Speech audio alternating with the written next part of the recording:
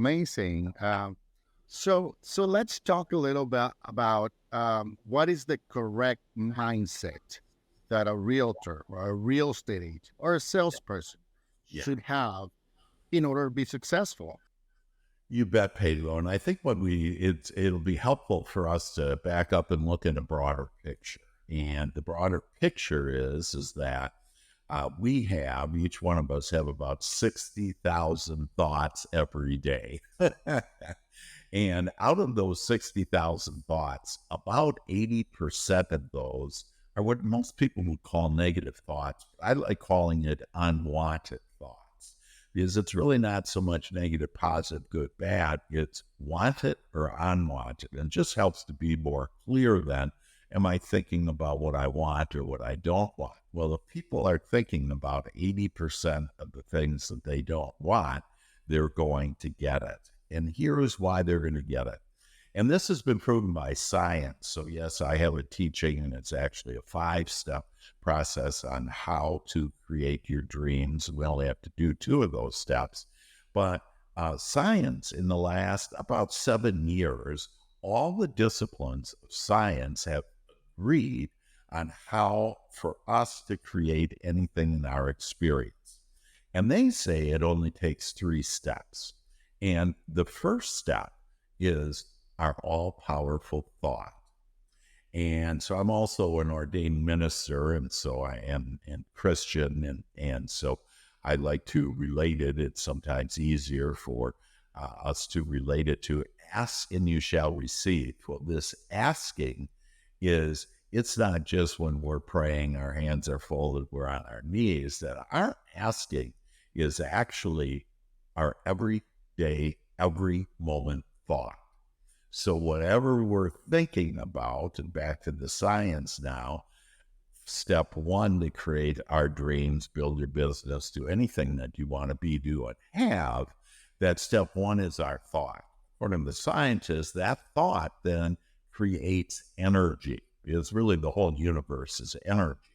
And we have the ability to mold that energy, all the energy of the universe. We have the ability to mold that energy with our thoughts. And so those thoughts create an energy, which is actually our emotions.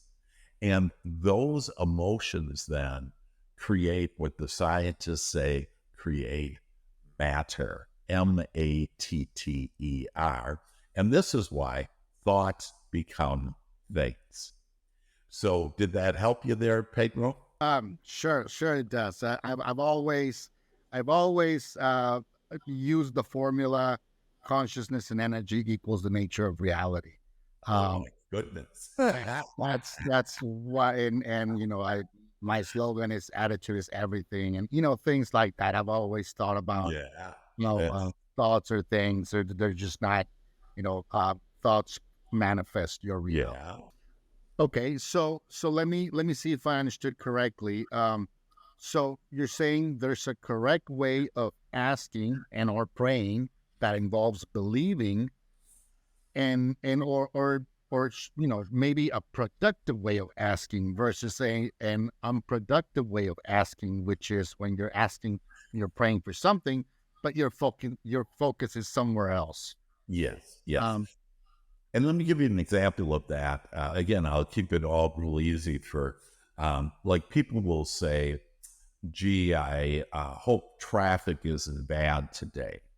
Well, you're talking about traffic and you're talking about bad, and you're going to get whatever you're thinking about, whether you want it or not, you're going to get it. And so you just created more bad traffic. With my teaching, how is, the way to, it's not so much correct, it's the wanted way. If you want more, you would say, so for example, with this traffic is bad, that my travels, I don't even say the word traffic. Traffic isn't a good word, right? Low vibration word. But my travels are smooth, easy, and enjoyable.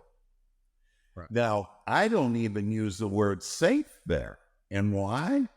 Because safe is a slippery slope. Which side are you on? Are you on the wanted or the unwanted? When I say safe, am I thinking about a car accident? But when I say my travels are easy, smooth, enjoyable, there's no slippery slope. And then my travels would be smooth, easy, enjoyable. So you have to be even strategic about your thoughts, about what words you use, even when asking or thinking about. Yeah, and but I make it even simpler than that, Pedro. And that's why I love that. I just had a few people on our Monday Master Heart family mention that it's just so easy. And here's how easy it is remember I shared with you that in step 2, it's our feelings, our emotions that are being transmitted to our higher power, to God, the universe. And so that's one way of communication is with our emotions. But we are being guided every moment of every day and always have by our higher power, by God, the universe, again, whatever name you're most comfortable. And we're being guided every moment of every day. And how are we being guided? It's through our emotions. So God also communicates with us through emotions. And why? Because it's the perfect way. English, like if I say the word God, all of us have a different definition and understanding of God. However, our emotions are precise. So when I feel bad, I don't need to monitor my thoughts. I just need to, how am I feeling about this? And if I feel bad, then I need to take note. What am I thinking about? Because God is telling me that this is not the way that God is thinking about this. Versus when I feel good, I guess I'm on my lighted road, my lighted path, that I'm thinking about this the way that God is. And now I'm on my lighted path and things will come to me.